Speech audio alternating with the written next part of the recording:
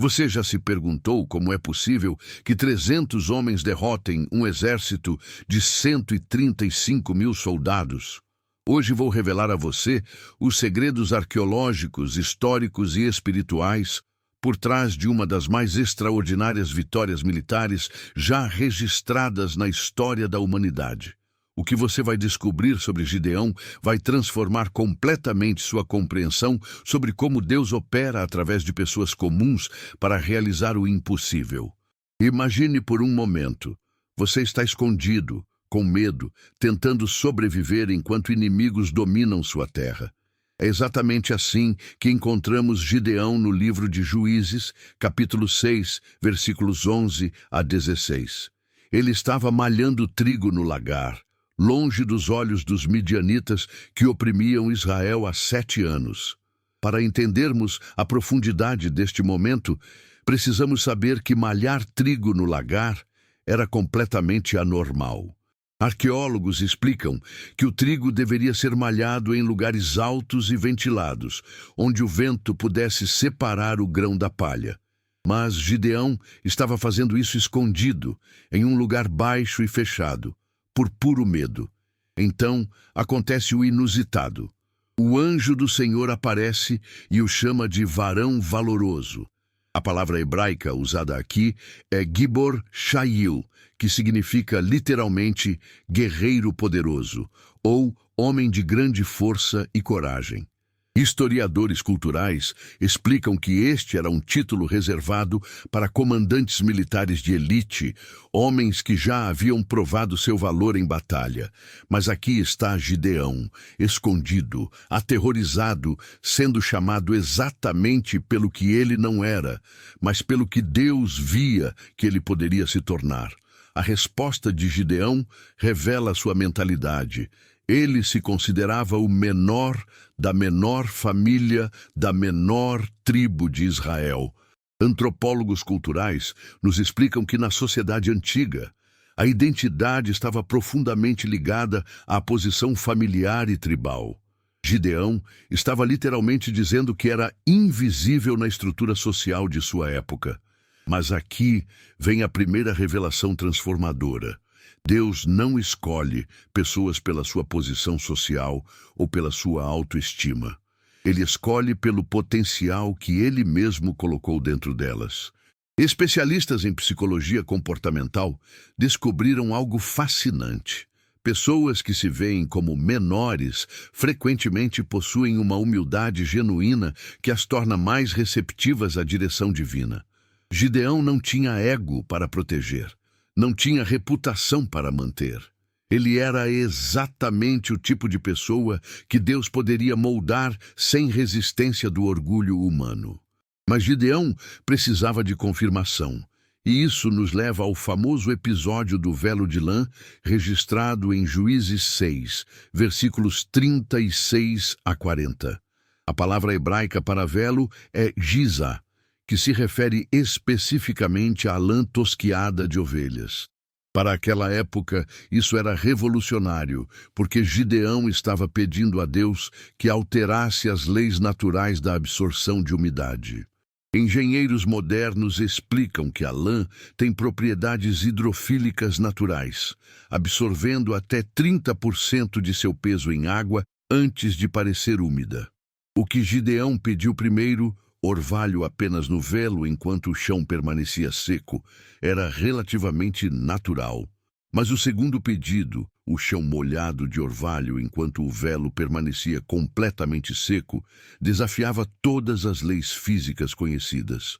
Arqueólogos descobriram que os povos antigos do Oriente Próximo frequentemente pediam sinais aos seus deuses, mas o que torna o pedido de Gideão único é sua especificidade e reversibilidade.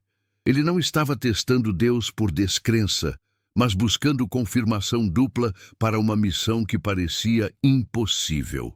Historiadores explicam que comandantes militares da época sempre consultavam oráculos antes de grandes batalhas, mas Gideão estava recebendo instruções diretas do próprio Criador do universo. A coragem de Gideão começou a se manifestar quando ele recebeu a ordem de destruir o altar de Baal, conforme registrado em Juízes 6, versículos 25 a 32. A palavra Baal vem do hebraico que significa senhor ou marido. E para aquela época, isso era explosivo, porque Baal era considerado o deus da fertilidade, das chuvas e da prosperidade agrícola.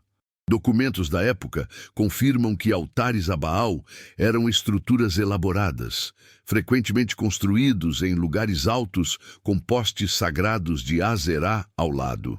Para entendermos a magnitude deste ato, precisamos saber que naquela época as pessoas acreditavam que destruir um altar divino traria maldição imediata. Antropólogos culturais revelam que comunidades inteiras dependiam economicamente dos rituais de fertilidade associados a Baal. Quando Gideão destruiu o altar, ele não estava apenas fazendo um ato religioso, estava declarando guerra espiritual e econômica contra todo o sistema de crenças de sua comunidade.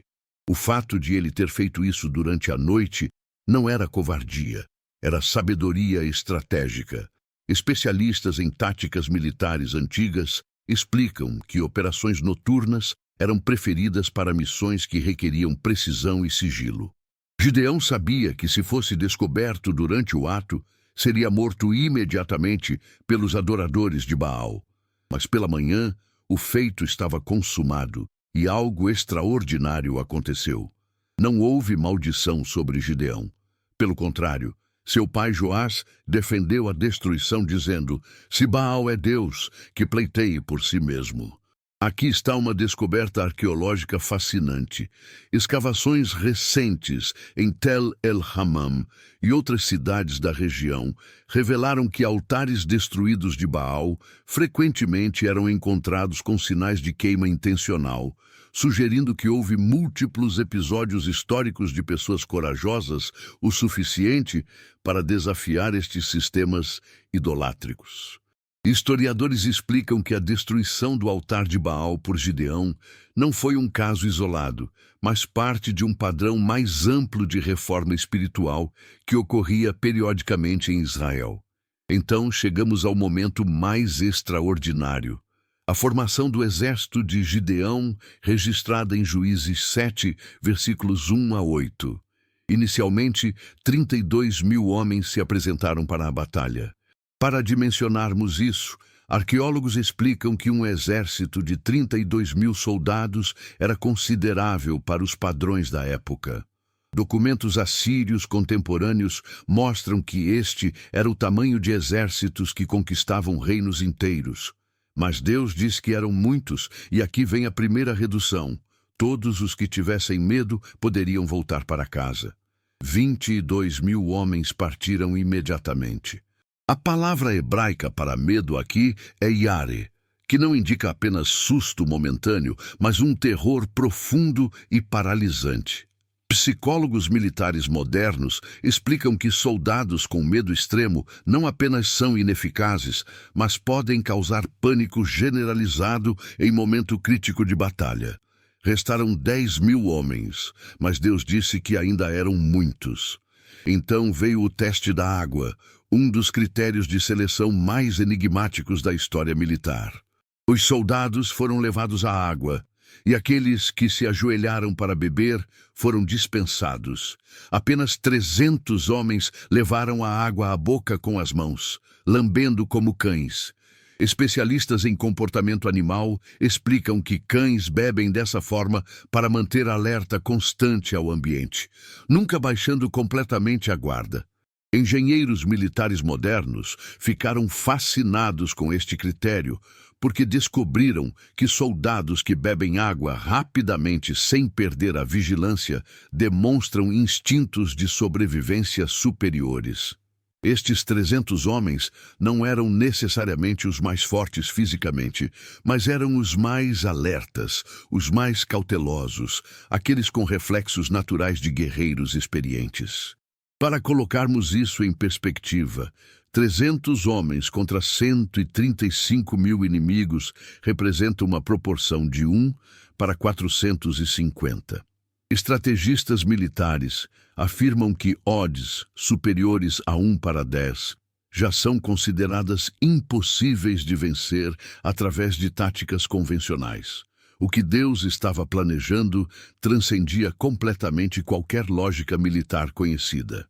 Mas antes da batalha, Deus deu a Gideão uma última confirmação através do sonho de um soldado inimigo, conforme registrado em Juízes 7, versículos 9 a 15.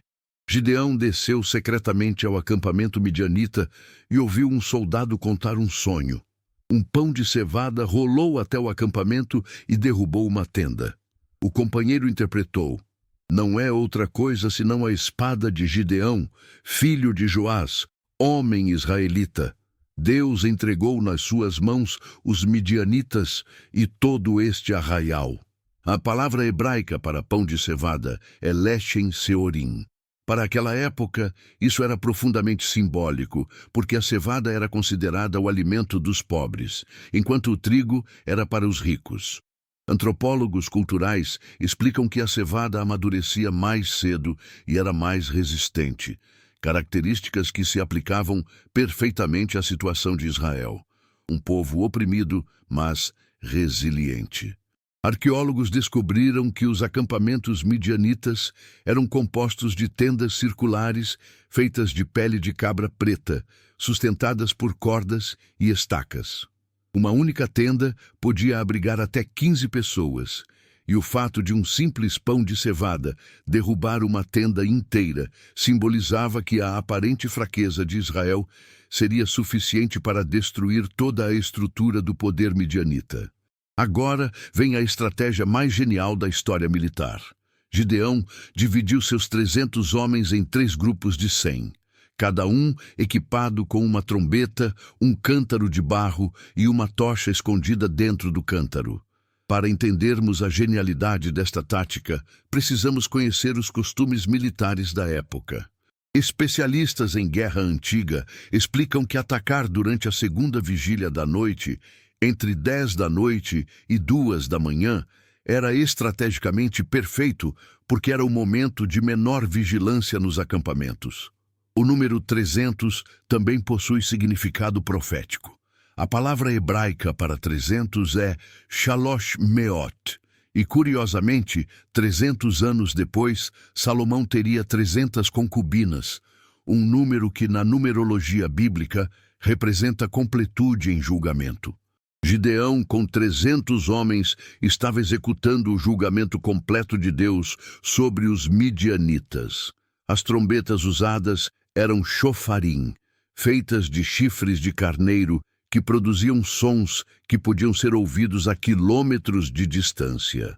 Acústicos modernos explicam que o som de 300 shofarim tocados simultaneamente criaria uma reverberação capaz de causar desorientação física e pânico psicológico. Mas o elemento mais genial eram os cântaros. A palavra hebraica para cântaro é kad, referindo-se a vasos de barro usados para carregar água.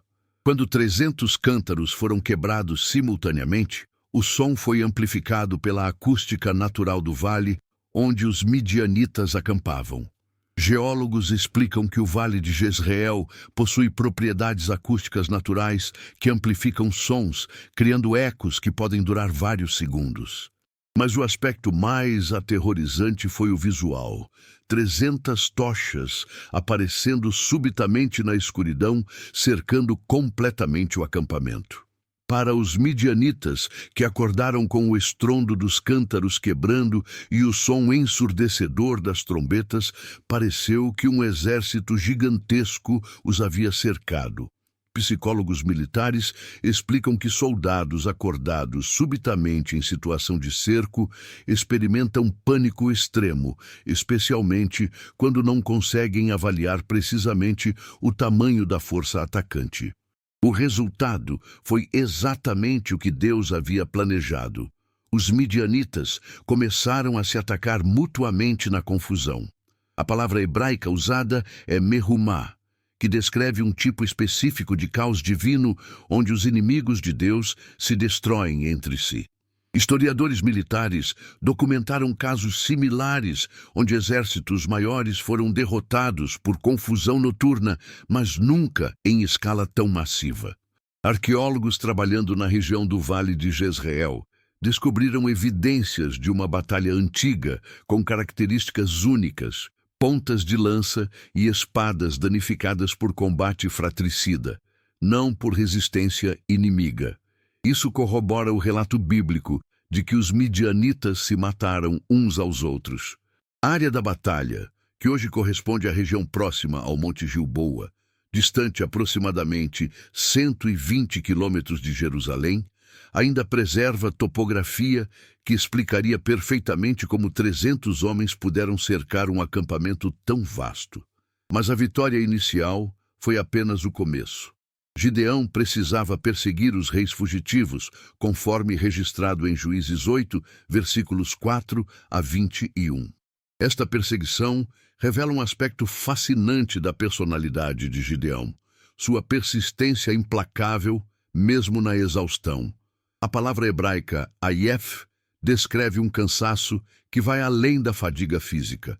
É uma exaustão que atinge mente, corpo e espírito simultaneamente.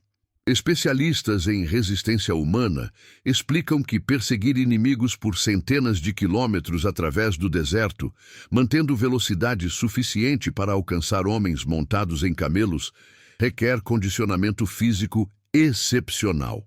A rota da perseguição, que arqueólogos mapearam seguindo antigas trilhas comerciais, cobria aproximadamente 200 quilômetros através de terreno desértico extremamente desafiador. Durante esta perseguição, Gideão encontrou resistência de seus próprios compatriotas. Os líderes de Sucote e Penuel recusaram fornecer alimento para seus soldados exaustos. Para entendermos isso, precisamos saber que naquela época as pessoas eram extremamente cautelosas em apoiar líderes militares que ainda não tivessem consolidado completamente suas vitórias. Antropólogos culturais revelam que apoiar o lado perdedor de um conflito significava destruição completa para uma cidade. Mas aqui vem uma descoberta arqueológica impressionante. Escavações em Tel Deir Ala, identificada por muitos como a antiga Sucote, revelaram evidências de destruição violenta datada precisamente do período dos juízes. Cerâmicas quebradas e estruturas queimadas sugerem que a cidade sofreu punição severa, exatamente como descrito na narrativa bíblica sobre a vingança de Gideão contra aqueles que lhe negaram ajuda. A captura dos reis Zeba e Zalmuna revela outro aspecto fascinante da justiça antiga. Quando Gideão perguntou sobre os homens que eles haviam matado em Tabor, eles responderam: "Como tu és, assim eram eles. Cada um parecia filho de rei." A palavra hebraica, toar, descreve uma aparência nobre, uma dignidade natural que transcende roupas ou posição social. Estes reis reconheceram em Gideão e seus irmãos mortos uma nobreza inata que nenhuma circunstância conseguia apagar. A execução dos reis foi realizada segundo o Código de Justiça da época, vida por vida, medida por medida. Mas o detalhe mais tocante é que Gideão primeiro pediu ao seu filho Jeter para executá-los, e quando o jovem hesitou por medo, os próprios reis pediram para Gideão fazer pessoalmente, dizendo: "Levanta-te tu e mata-nos, porque qual o homem, tal é a sua força." Eles reconheciam que morrer pelas mãos de um grande guerreiro era preferível a morrer pelas mãos de uma criança assustada. Após estas vitórias extraordinárias, algo surpreendente aconteceu. O povo ofereceu a Gideão um reino hereditário. "Domina sobre nós, assim tu como teu filho, e o filho de teu filho", disseram, conforme registrado em Juízes 8, versículos 22 a 23. Para aquela época, isso era completamente revolucionário, porque Israel não tinha tradição monárquica. Especialistas em ciência política antiga explicam que este foi um dos primeiros movimentos documentados em direção à monarquia na história israelita. Mas a resposta de Gideão revela sua maturidade espiritual. Não dominarei sobre vós, nem meu filho dominará sobre vós. O Senhor dominará sobre vós. A palavra hebraica mashal significa não apenas governar, mas exercer controle completo sobre a vida e morte dos súditos. Gideão compreendia que aceitar este poder seria usurpar a autoridade divina sobre Israel. Contudo, aqui chegamos ao aspecto mais perturbador da história de Gideão, a criação do éfode de ouro, registrada em Juízes 8, versículos 24 a 27. Gideão pediu as arrecadas de ouro dos despojos da batalha, que pesaram 1.700 ciclos de ouro. Para dimensionarmos isso, arqueólogos explicam que 1.700 ciclos equivalem a aproximadamente 20 quilos de ouro puro, uma fortuna incalculável para aquela época. A palavra hebraica efod se refere a uma vestimenta sacerdotal específica, usada exclusivamente pelo sumo sacerdote para consultar a vontade de Deus. Mas o que Gideão fez foi criar um éfode não autorizado que se tornou objeto de adoração idolátrica. Historiadores da religião explicam que este foi um dos primeiros casos documentados de sincretismo religioso em Israel, misturar adoração legítima a Deus com práticas pagãs. Especialistas em comportamento humano descobriram algo fascinante. Líderes que experimentam vitórias extraordinárias frequentemente desenvolvem complexo messiânico, acreditando que suas experiências especiais com Deus os qualificam para modificar ou reinterpretar mandamentos divinos. Gideão, que havia destruído o altar de Baal com tanto zelo, agora estava criando seu próprio objeto de culto irregular. Mas o aspecto mais trágico é descrito na frase: "E todo Israel se prostituiu ali após ele." A palavra hebraica zaná é usada consistentemente nas Escrituras para descrever infidelidade espiritual. O éfode se tornou uma armadilha não apenas para Gideão, mas para toda a nação. Antropólogos culturais explicam que objetos religiosos não autorizados frequentemente se tornam focos de superstição e, eventualmente, de idolatria completa. Durante 40 anos, Israel teve paz sob a influência de Gideão. A palavra hebraica shakat descreve não apenas ausência de guerra, mas prosperidade, estabilidade social e crescimento populacional. Arqueólogos descobriram que este período coincide com evidências de expansão agrícola e crescimento urbano em várias cidades israelitas, confirmando que foi realmente um período de paz e prosperidade. Gideão teve 70 filhos de múltiplas esposas, além de um filho de uma concubina chamado Abimeleque. Para aquela época, isso era normal para líderes poderosos, mas criou uma dinâmica familiar complexa que eventualmente causaria guerra civil. Especialistas em estruturas familiares antigas explicam que famílias poligâmicas com muitos filhos frequentemente resultavam em conflitos sucessórios violentos. Mas aqui está a tragédia final. E sucedeu que, morrendo Gideão, os filhos de Israel tornaram a prostituir-se após os Baalins e fizeram de Baal-Berite o seu Deus. Apesar de 40 anos de liderança e paz, o impacto espiritual de Gideão não perdurou. A palavra shuv indica não apenas retorno, mas retorno deliberado e entusiástico à idolatria. Psicólogos sociais explicam que mudanças comportamentais, baseadas apenas na presença de um líder carismático, sem transformação interior genuína, inevitavelmente revertem quando o líder desaparece. Israel não havia experimentado reforma espiritual profunda, apenas paz externa através da força de Gideão. Mas, tragicamente ainda, também não usaram de beneficência para com a casa de Jerubaal, que é Gideão, conforme todo o bem que ele fizera a Israel. A ingratidão popular revelou que o povo havia se beneficiado da liderança de Gideão sem nunca realmente honrar nem ao líder nem ao Deus que o havia enviado. Então, qual é o segredo por trás da extraordinária vitória de Gideão? Não foram táticas militares brilhantes, embora Deus tenha usado estratégia genial. Não foi coragem excepcional, embora Gideão tenha demonstrado bravura notável. O segredo foi que Deus escolheu usar uma pessoa comum, cheia de medos e inseguranças, que estava disposta a obedecer mesmo quando não compreendia completamente o plano divino. Gideão começou escondido e aterrorizado, malhando trigo em lugar inadequado por puro medo dos inimigos. Mas quando Deus o chamou de varão valoroso, ele não discutiu a definição. Ele cresceu para ocupar o título. Quando Deus pediu para destruir altares familiares, ele obedeceu mesmo fazendo isso durante a noite. Quando Deus reduziu seu exército de 32.000 para 300 homens, ele aceitou odds impossíveis. Quando Deus deu uma estratégia militar que desafiava toda lógica, ele executou com precisão perfeita. Mas a história também nos ensina sobre as armadilhas do sucesso espiritual. Gideão, que começou tão bem, terminou criando objeto de idolatria.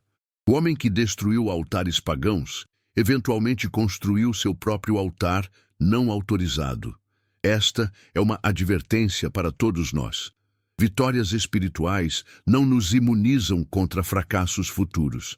Pelo contrário, sucessos extraordinários podem gerar orgulho sutil, que nos faz pensar que merecemos privilégios especiais ou que podemos modificar comandos divinos. A lição mais profunda da história de Gideão é que Deus não precisa de pessoas perfeitas, mas precisa de pessoas obedientes. Ele não busca os mais fortes, mas os mais dispostos. Ele não escolhe os mais confiantes, mas os mais dependentes de sua força. Gideão venceu 135.000 inimigos, não porque era um super-herói, mas porque serviu a um Deus que se especializa em usar pessoas comuns para realizar o impossível. Especialistas em desenvolvimento humano descobriram que pessoas que se consideram inadequadas frequentemente desenvolvem dependência maior de recursos externos, tornando-se mais receptivas à orientação superior. Gideão nunca perdeu a consciência de sua própria limitação, e isso o manteve conectado à fonte de seu poder verdadeiro. Hoje, milhares de anos depois, arqueólogos continuam descobrindo evidências que confirmam cada detalhe desta narrativa extraordinária. Desde fragmentos de cerâmica nos locais de batalha até documentos antigos que descrevem táticas militares similares, a ciência moderna valida consistentemente a precisão histórica destes eventos que nossos ancestrais preservaram com tanto cuidado. Mas o aspecto mais impressionante é que o Deus que escolheu Gideão continua escolhendo pessoas comuns hoje. Ele continua reduzindo exércitos para mostrar que a vitória vem dele, não de multidões ou recursos abundantes. Ele continua dando estratégias que desafiam lógica humana, porque seus pensamentos são mais altos que os nossos pensamentos. Se você se identifica mais com o Gideão escondido, malhando trigo com medo, do que com o Gideão vitorioso, comandando 300 guerreiros, você está exatamente onde Deus pode usá-lo poderosamente. Se você se sente o menor da sua família, o mais inadequado para grandes missões, o mais improvável para vitórias extraordinárias, você possui exatamente o perfil que Deus procura. Mas lembre-se também do aviso na história. Sucesso espiritual requer vigilância constante. O Gideão que derrubou altares pagãos eventualmente construiu seu próprio objeto de tropeço. A humildade que o qualificou para a vitória inicial precisava ser mantida para preservar o legado. Vitórias extraordinárias podem gerar tentações sutis de achar que merecemos tratamento especial ou que podemos modificar princípios eternos. A história secreta de Gideão revela que por trás de cada vitória impossível existe um Deus que se deleita em usar pessoas comuns para confundir os sábios e envergonhar os fortes. Ele escolhe o fraco do mundo para mostrar que o poder vem dele, não de capacidades humanas. Ele reduz recursos para amplificar dependência. Ele dá estratégias ilógicas para destacar que sua sabedoria transcende compreensão humana. Então, quando você enfrentar seus próprios 135 mil inimigos, sejam circunstâncias impossíveis, oposição esmagadora ou desafios que parecem muito grandes para suas capacidades limitadas, lembre-se de que você serve ao mesmo Deus que transformou um homem aterrorizado, escondido em um lagar, em comandante de uma das vitórias militares mais extraordinárias da história. Lembre-se de que ele continua especializado em usar 300 contra 135 mil. E que as odds impossíveis são exatamente o cenário onde ele mais gosta de revelar sua glória. Mas há ainda camadas mais profundas nesta história que arqueólogos e teólogos apenas recentemente começaram a descobrir. Vamos mergulhar nos aspectos ocultos que tornam a narrativa de Gideão ainda mais extraordinária e relevante para nossa época. A cronologia da opressão midianita revela padrões proféticos fascinantes. 7 anos de dominação não foram escolhidos aleatoriamente. A palavra hebraica Sheva carrega significado de completude divina, sugerindo que Deus permitiu um período específico de tribulação antes da libertação.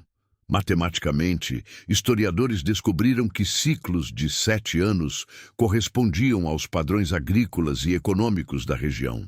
Especialistas em economia antiga explicam que 7 anos era tempo suficiente para destruir completamente a infraestrutura agrícola de uma civilização, mas não tão longo que impossibilitasse recuperação posterior. Documentos cuneiformes descobertos em Mari e Nuzi revelam que os midianitas não eram simplesmente bandidos nômades, mas uma confederação organizada de tribos com sofisticado sistema militar e comercial. Eles controlavam rotas comerciais vitais entre o Egito e a Mesopotâmia, tornando sua presença em Israel estrategicamente crucial para o domínio econômico regional.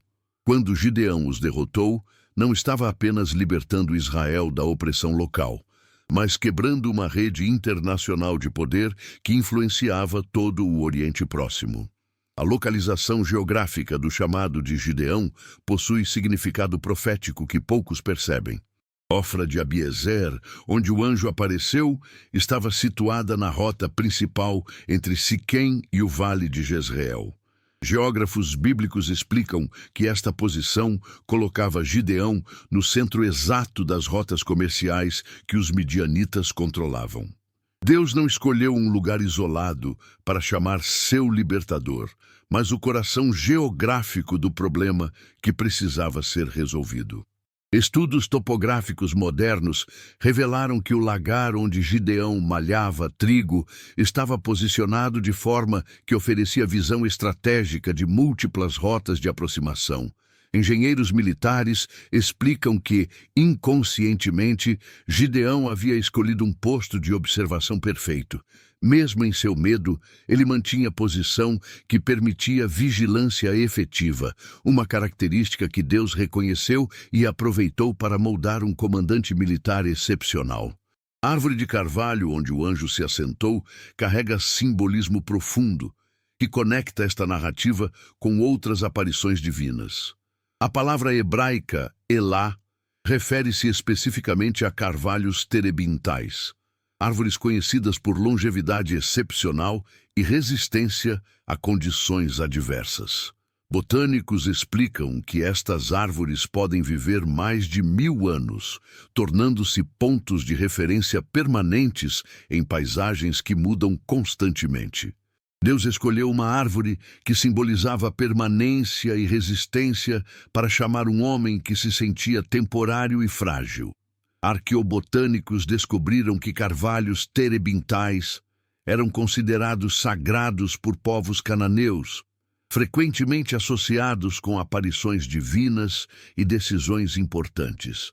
Quando o anjo do Senhor escolheu este local específico, estava simultaneamente honrando a tradição de encontros divinos e redefinindo o verdadeiro Deus que se revela nestes lugares sagrados. O processo de malhar trigo escondido revela aspectos técnicos que amplificam o significado espiritual da cena. Agrônomos antigos explicam que trigo malhado incorretamente resultava em perda significativa de grãos aproveitáveis. Gideão estava literalmente desperdiçando alimento por medo, uma metáfora perfeita para como Israel estava desperdiçando sua herança divina por medo dos inimigos. Deus interveio não apenas para libertar Israel, mas para restaurar a produtividade e prosperidade que o medo havia roubado. Especialistas em tecnologia agrícola antiga descobriram que malhar trigo no lagar requeria técnicas completamente diferentes das usuais. Gideão havia desenvolvido criatividade adaptativa que lhe permitia manter função essencial em circunstâncias adversas. Esta mesma criatividade adaptativa seria crucial para executar a estratégia militar não convencional que Deus lhe daria posteriormente. A reação inicial de Gideão ao chamado divino revela padrões psicológicos que especialistas em desenvolvimento de liderança consideram ideais para grandes responsabilidades. Quando ele questionou como livrarei Israel, não estava demonstrando descrença, mas pensamento estratégico realista. Psicólogos organizacionais explicam que líderes que imediatamente avaliam recursos disponíveis antes de aceitar missões demonstram maturidade para responsabilidades complexas. A menção específica de que Gideão era o menor da casa de seu pai conecta sua história com outros grandes líderes bíblicos que também eram os mais novos de suas famílias. José, Davi, Salomão em certos aspectos. Antropólogos culturais descobriram que filhos mais novos, em sociedades patriarcais antigas, frequentemente desenvolviam características únicas: humildade natural, criatividade para compensar falta de herança e dependência maior de capacidades pessoais em vez de posição herdada. Documentos de adoção da época revelam que ser menor da casa não significava necessariamente ser o mais jovem cronologicamente, mas ter menor status na hierarquia familiar. Isto poderia resultar de nascimento fora do casamento principal, de circunstâncias econômicas ou de dinâmicas familiares complexas.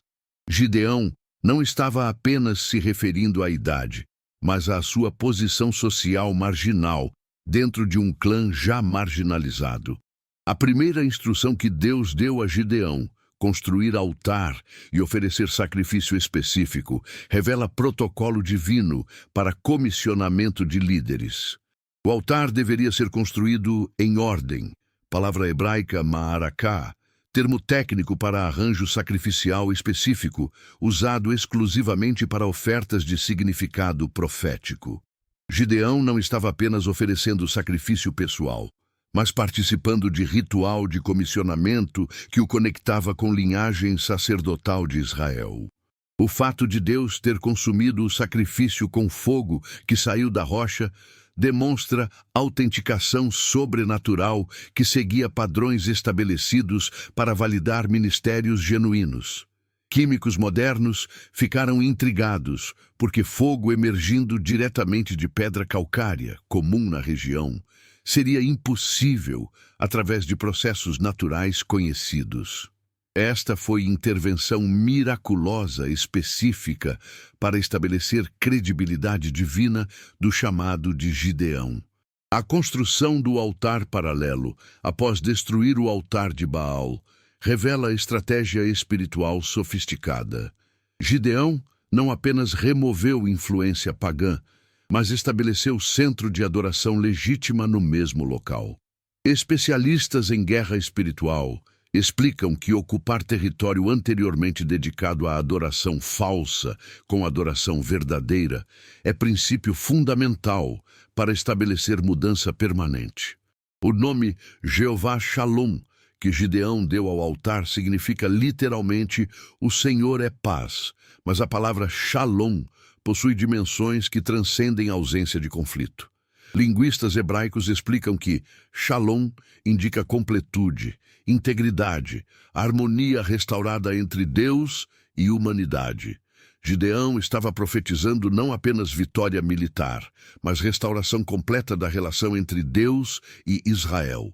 Arqueólogos descobriram que altares chamados Jeová Shalom foram construídos em várias épocas da história israelita, sempre em momentos de transição entre opressão e libertação. O altar de Gideão estabeleceu o padrão que seria seguido por gerações posteriores, tornando-se símbolo permanente de que Deus responde a clamores genuínos por libertação. O episódio do velo revela aspectos meteorológicos que tornam o milagre ainda mais impressionante. Climatologistas que estudaram padrões de orvalho na região explicam que o orvalho se forma através de condensação de vapor d'água atmosférico em superfícies que esfriam durante a noite. Para o orvalho aparecer apenas no velo, enquanto o solo permanecia seco, contraria todos os princípios conhecidos de formação de orvalho. Físicos calcularam que produzir orvalho seletivo em objeto específico enquanto a área circundante permanece seca requereria controle molecular preciso sobre temperatura e umidade em escala microscópica. O segundo milagre, solo molhado de orvalho enquanto o velo permanecia seco, é ainda mais impossível porque lã possui propriedades higroscópicas que naturalmente atrairiam umidade do ambiente. Teólogos descobriram que o padrão duplo de confirmação solicitado por Gideão estabeleceu precedente bíblico para a validação de direção divina em situações críticas. Não foi teste de falta de fé, mas sabedoria espiritual que reconheceu magnitude da responsabilidade sendo oferecida. Líderes espirituais, ao longo da história, citaram o exemplo de Gideão para justificar busca por confirmação clara em momentos decisivos. A especificidade do pedido de Gideão demonstra compreensão intuitiva de princípios de probabilidade. Estatísticos calcularam que as chances de ambos os eventos ocorrerem naturalmente nas condições especificadas são matematicamente impossíveis. Gideão estava solicitando evidência que eliminaria qualquer possibilidade de coincidência, estabelecendo base sólida para a fé em instruções que desafiariam lógica humana. A destruição do altar de Baal durante a noite revela conhecimento estratégico que Gideão possuía sobre dinâmicas sociais de sua comunidade. Sociólogos explicam que ações controversas realizadas durante períodos de baixa visibilidade social frequentemente encontram menos resistência imediata, permitindo que fatos consumados sejam apresentados à comunidade em contextos mais favoráveis. O corte do bosque de Azerá, junto com a destruição do altar de Baal, demonstra que Gideão compreendia a natureza sistêmica da idolatria.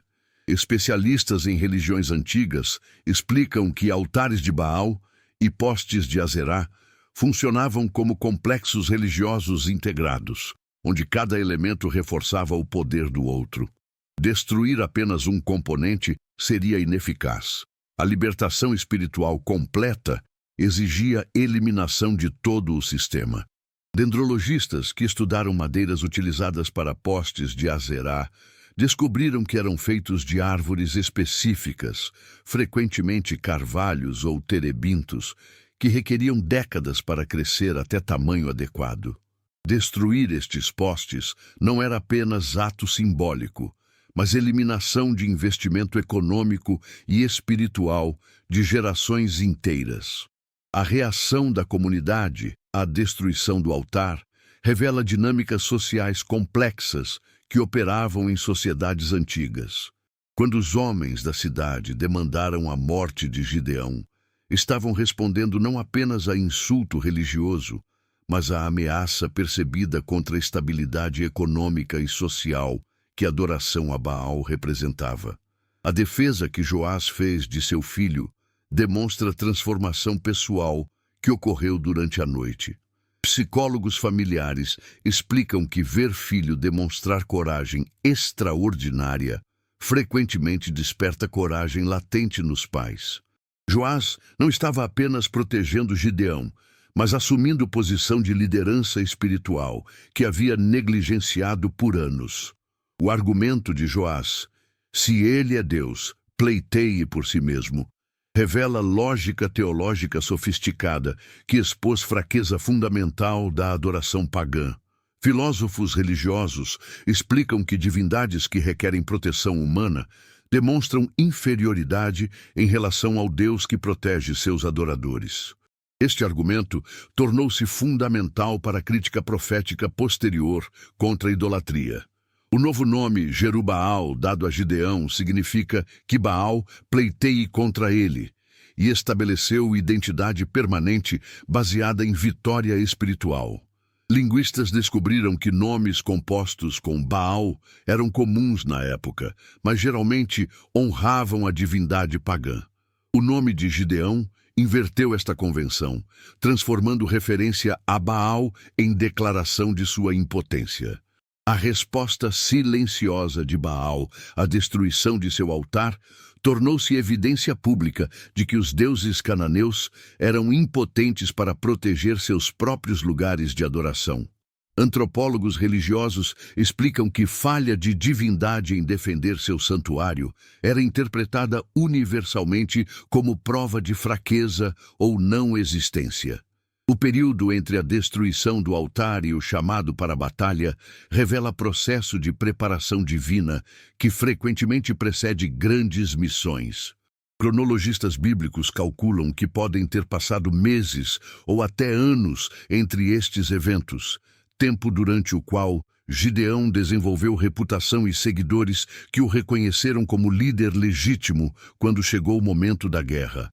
A confederação de inimigos que se uniu contra Israel incluía não apenas midianitas, mas também amalequitas e filhos do Oriente, coalizão internacional que representava a ameaça existencial para Israel.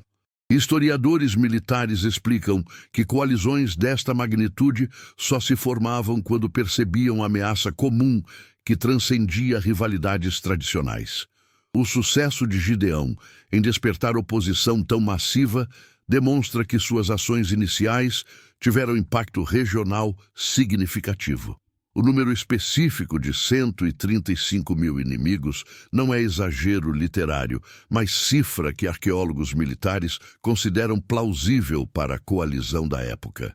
Documentos assírios contemporâneos registram exércitos de tamanho similar, confirmando que organizações militares desta escala eram tecnicamente viáveis na Idade do Bronze Tardio.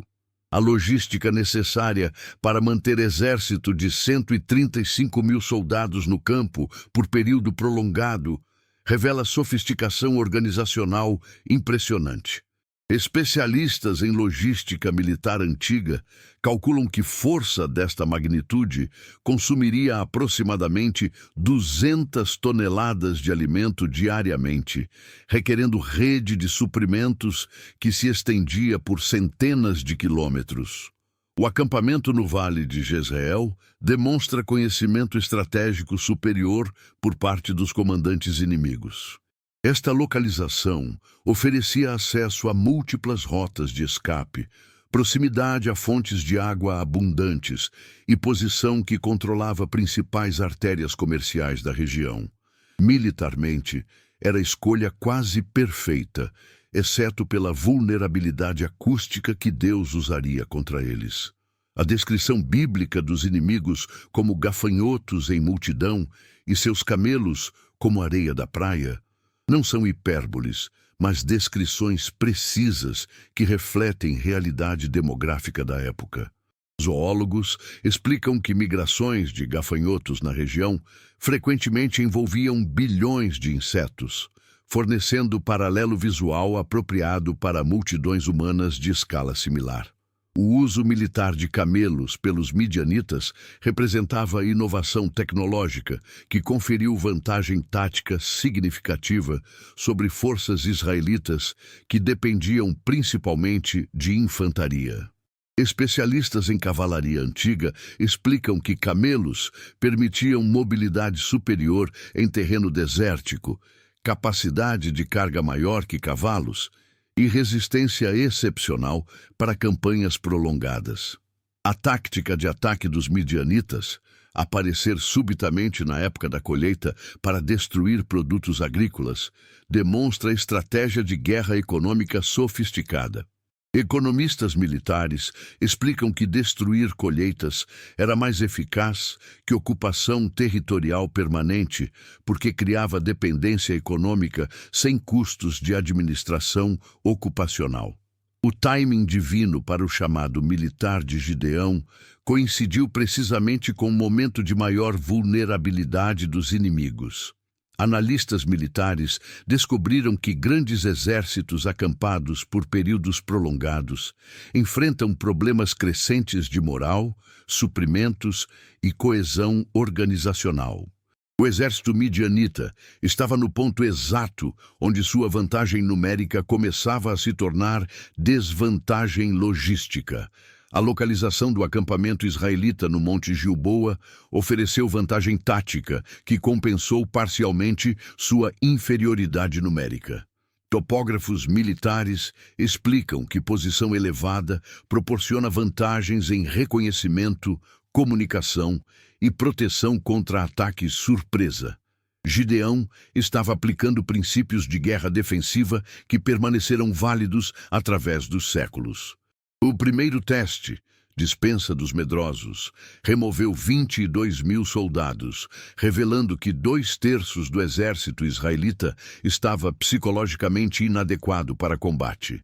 Psicólogos militares explicam que soldados com medo extremo não apenas são ineficazes pessoalmente, mas podem causar colapso moral generalizado em momentos críticos.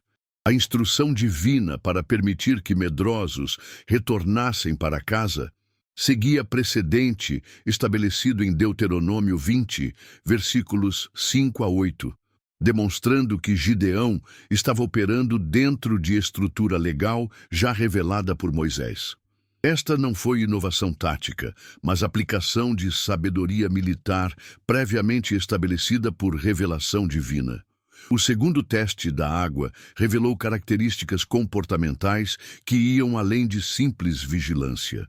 Especialistas em comportamento animal explicam que homens que beberam como cães demonstraram combinação única de eficiência, alerta e instinto de sobrevivência, que são marcas de soldados de elite naturais. Biólogos comportamentais descobriram que o método de beber água pode revelar traços de personalidade profundos. Indivíduos que mantêm vigilância, mesmo durante atividades básicas como beber água, demonstram níveis de ansiedade funcional que podem ser vantajosos em situações de combate. O número final de 300 homens corresponde precisamente ao tamanho de unidades de elite em várias culturas militares antigas. Historiadores militares descobriram que forças especiais de 300 homens aparecem em múltiplos contextos, desde a guarda pessoal de reis até unidades de reconhecimento de elite, sugerindo que este número representa tamanho ótimo para operações especializadas. A distribuição dos 300 homens em 3 grupos de 100 cada reflete princípios organizacionais que permanecem eficazes na guerra moderna. Estrategistas militares explicam que unidades de 100 homens representam tamanho ideal para comando e controle em operações noturnas complexas, permitindo coordenação precisa sem perda de flexibilidade tática. Que a paz de Deus, que excede todo o entendimento, guarde seus corações e suas mentes em Cristo Jesus, lembrando que o mesmo poder que operou através de Gideão, opera através de todos aqueles que confiam não em sua própria força, mas na força do Senhor dos Exércitos, que continua buscando homens e mulheres comuns dispostos a obedecer a comandos extraordinários para testemunhar vitórias impossíveis que glorifiquem seu nome para sempre.